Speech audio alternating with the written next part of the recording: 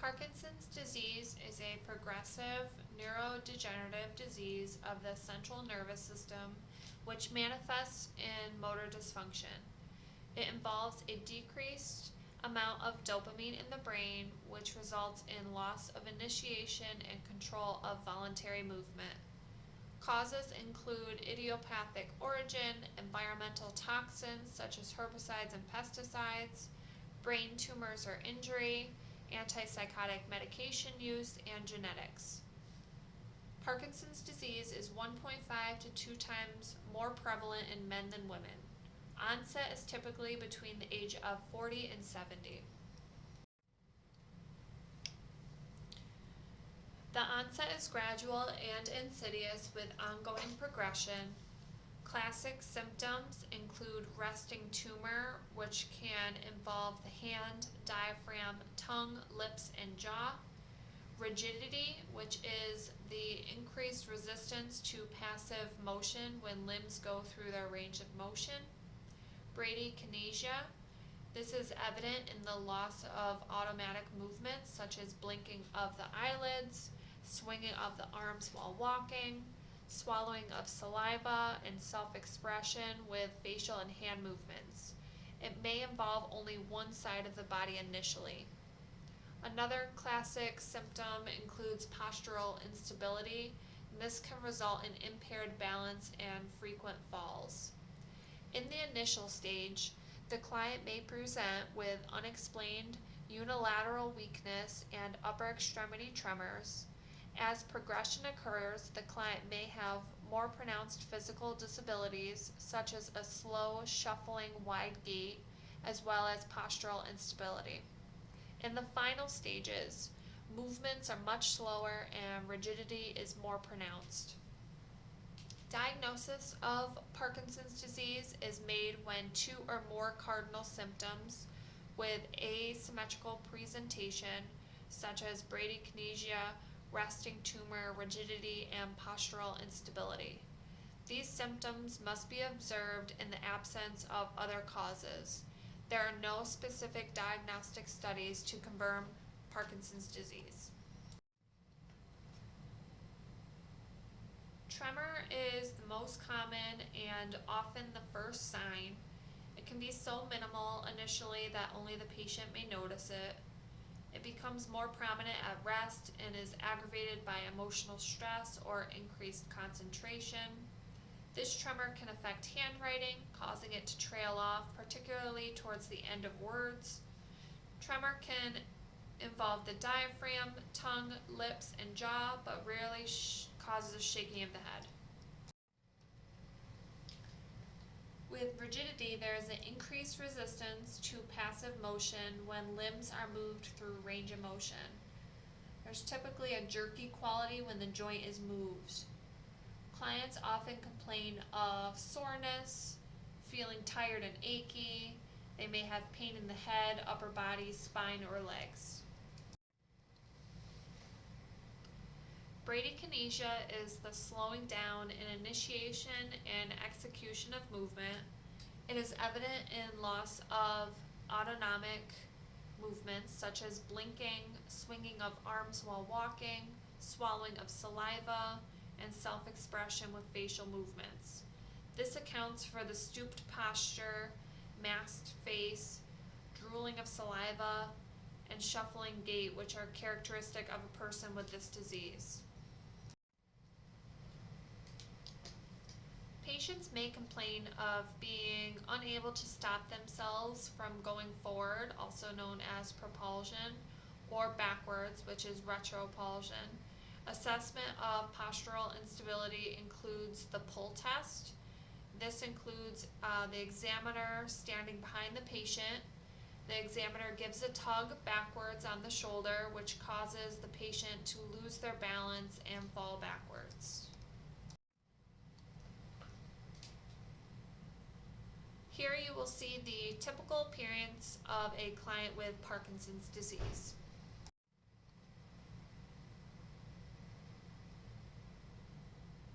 Non-motor symptoms may include depression, anxiety, fatigue, pain, constipation, Sleep problems such as difficulty staying asleep, restless sleep, nightmares, drowsiness during the day, and short-term memory loss. Complications increase as the disease progresses. Examples include motor symptoms such as dyskinesias, spontaneous involuntary movements, weakness, akinesia, which is total immobility, neurologic problems such as dementia, neuropsychiatric problems such as depression, hallucinations, and psychosis. Dementia is associated with an increase in mortality and occurs in 70% of patients with Parkinson's disease. Dysphagia may result in malnutrition and aspiration. General debilitation may lead to pneumonia, urinary tract infections, and skin breakdown. Orthostatic hypotension may occur, which results in falls and injuries. Currently, there is no cure for Parkinson's disease. Collaborative management is aimed at relieving the symptoms.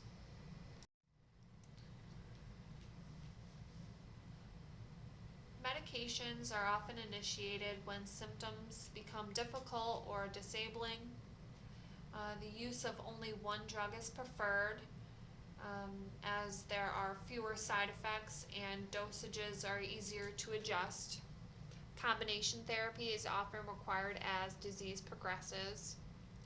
Drug therapy can include dopamine receptor agonists. The first line treatment is Requip. And then there's also Sinemet, which can treat bradykinesia, tremors, and rigidity.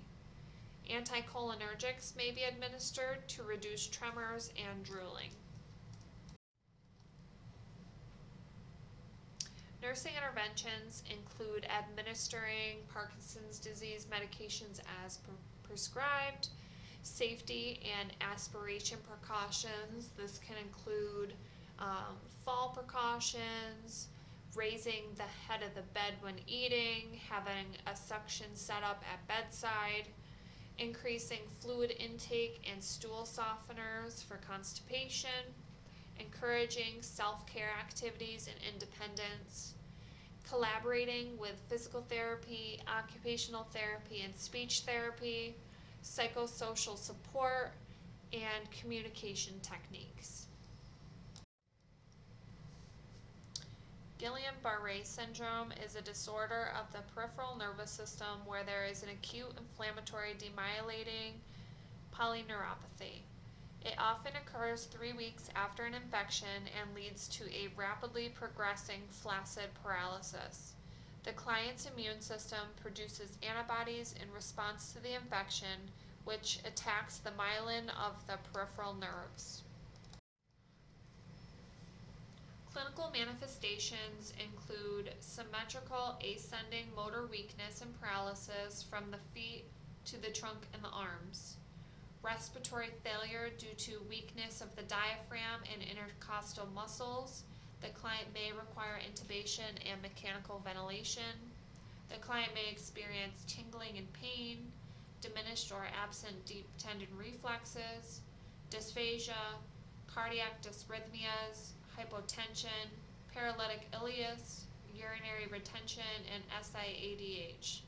Level of consciousness and cognitive function remains intact with this disorder.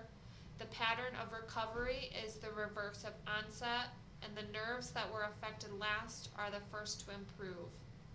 Diagnostic criteria includes progressive weakness of 2 or more limbs caused by neuropathy, a reflexia and history of recent infection.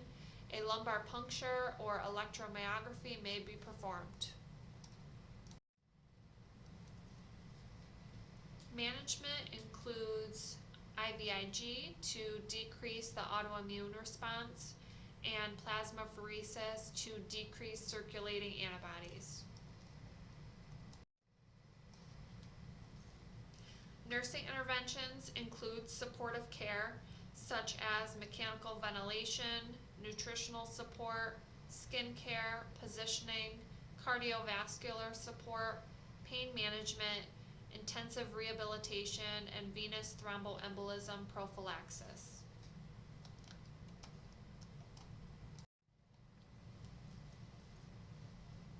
Amyotrophic lateral sclerosis, or ALS, is also known as Lou Gehrig's disease. This is a rapidly progressing and fatal central nervous system disease that affects voluntary muscle control. It results in degeneration and death of motor neurons, causing muscle weakness and atrophy. This does not affect cognition. Onset is typically after the age of 50. Death usually occurs within 3 to 5 years of symptom onset and is usually the result of respiratory failure. However, one diagnosed with this disease can live much longer. In the image, you'll see Stephen Hawking. He was diagnosed with ALS and lived for many years with this disease. Clinical manifestations are individualized. However, progressive muscle weakness and paralysis are universally experienced. Other clinical manifestations include muscle cramps and stiffness, slow, slurred, or hoarse speech, dysphagia, difficulty breathing, and weight loss. For diagnosis, clients must have clinical manifestations of both upper and lower motor neuron damage that cannot be attributed to other causes. Upper motor neuron damage is associated with spasticity, whereas lower motor neuron damage is associated with plasticity.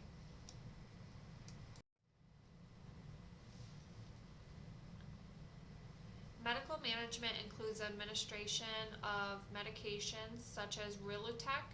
This slows the disease progression but does not repair damaged neurons. Other medications can be administered for symptomatic relief. Baclofen can be used for muscle cramps, laxatives and stool softeners for constipation. Analeptics, which are central nervous system stimulants, can be used for weakness and fatigue.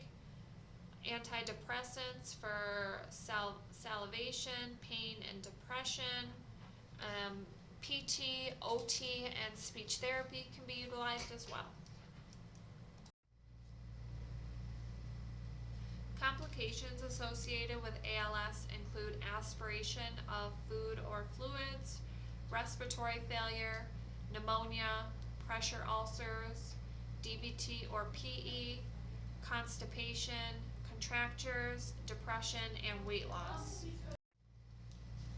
Nursing interventions include range of motion to prevent contractures, medications for symptom management, treating respiratory insufficiency, aspiration precautions, coughing and deep breathing, turning and positioning every 2 hours, emotional support, and advanced directives. Discussion about advanced directives is essential. This includes the use of enteral feedings, intubation and mechanical ventilation, as well as other end-of-life decisions.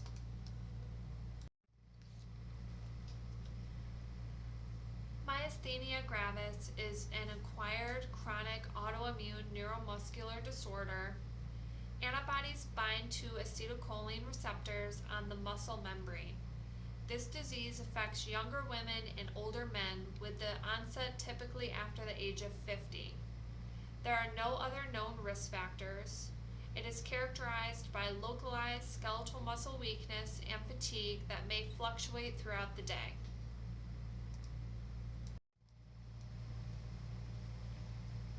Clinical manifestations can be ocular, bulbar, or general. Ocular manifestations include ptosis, which is drooping of the eyelid, or diplopia, which is double vision. Bulbar manifestations include difficulty with phonation, chewing, and swallowing. These are due to affected cranial nerves. Other generalized presentations include muscular weakness and fatigue.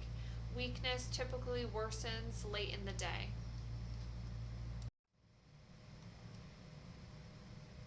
Here you will see the typical clinical presentation of a client with myasthenia gravis.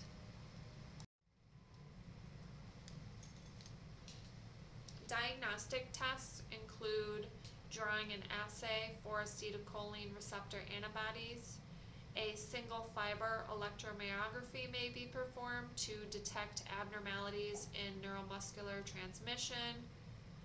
This test involves placing needles in the muscle to measure electrical activity. A tensilon test may be performed. This involves administering a short-acting anticholinesterase medication via IV push. The test is considered positive if the muscle weakness improves, but then returns to baseline. A CT scan may be performed to evaluate for a thymoma or thymic tumor.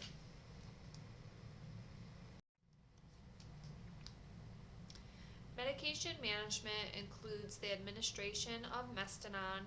This is the initial treatment of choice. It improves neuromuscular transmission.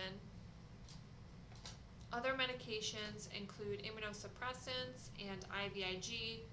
Additional therapy that may be used is plasmapheresis.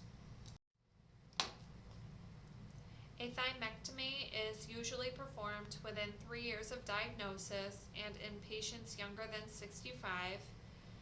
The standard approach includes a transsternal extended thymectomy. This requires postoperative care similar to an open heart surgery. Another approach is the robotic-assisted surgery. This results in shorter hospital stays and improves cosmetic results. Myasthenic crisis results in the exacerbation of myasthenia gravis weakness. It is caused by a bacterial or a viral infection. This is a medical emergency and requires an intensive care unit stay. It typically lasts about 2 weeks. Treatment includes IVIG and plasmapheresis. Symptoms of this crisis include acute respiratory failure, tachycardia, flaccid muscles, and pale, cool skin.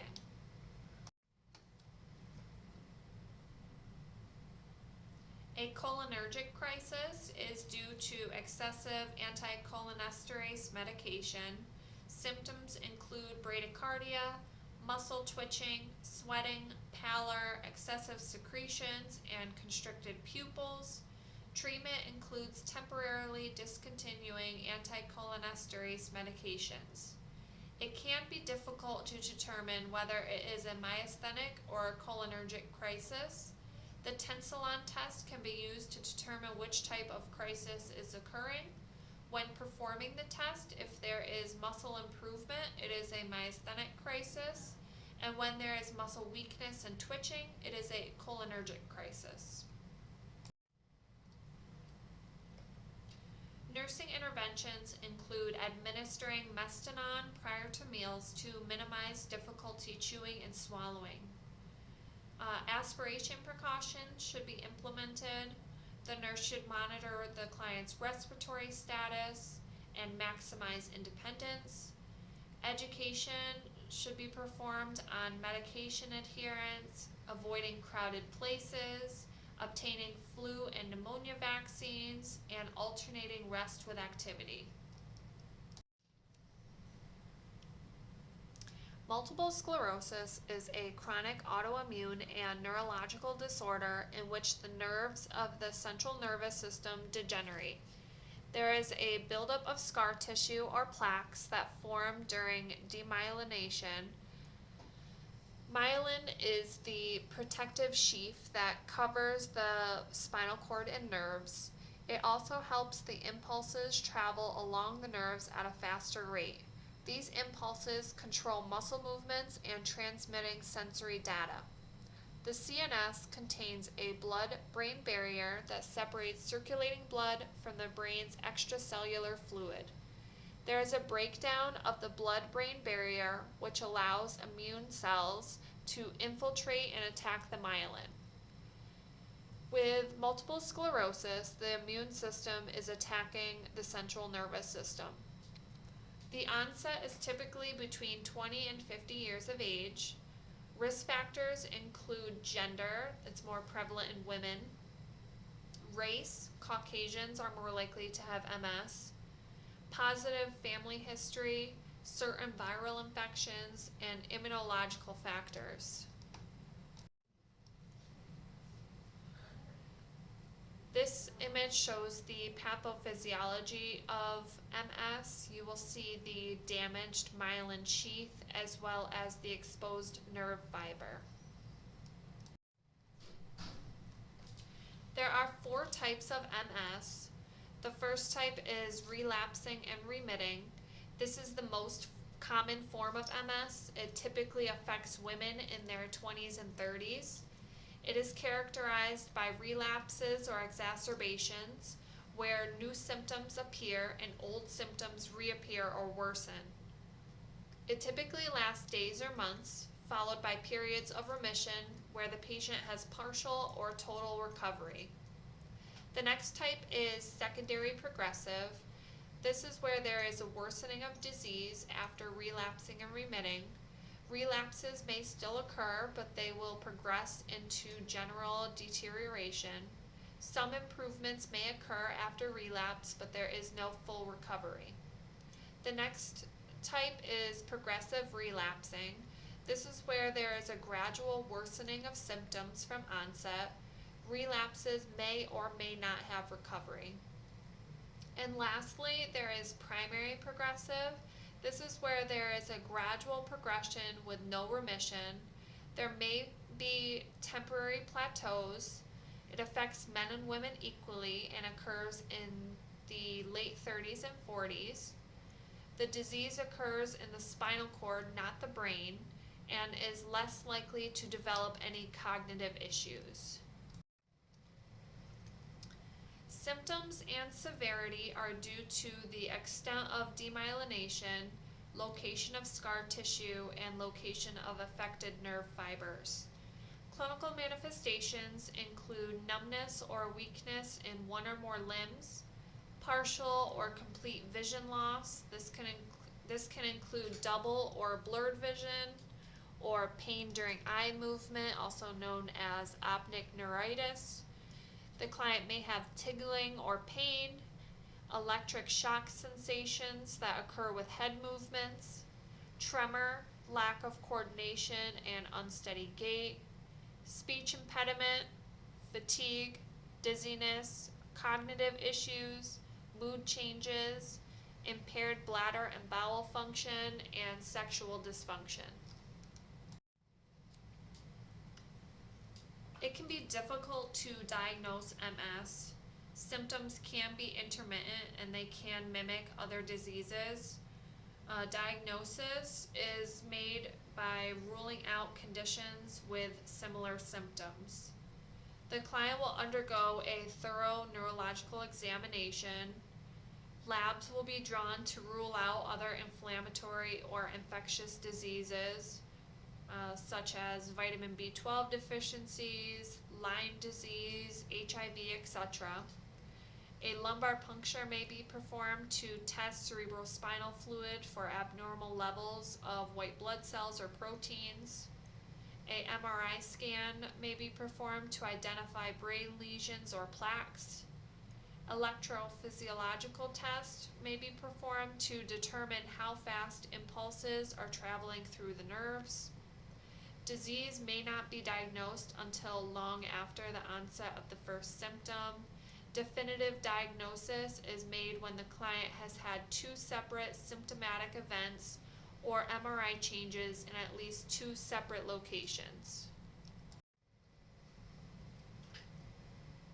Currently, there is no cure for MS. The treatment focus is on improving speed of recovery from attacks, reducing the number of attacks, slowing progression of disease, and maintaining independence in ADLs for as long as possible.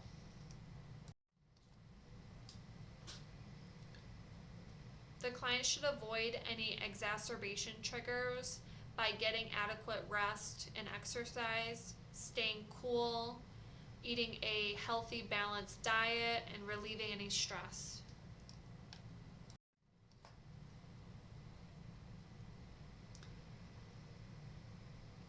Medical management includes administering medications such as beta interferons, immunosuppressive agents, corticosteroids, muscle relaxants, CNS stimulants, anticholinergics, antidepressants, anti-seizure drugs. Plasmapheresis may be needed, as well as physical therapy.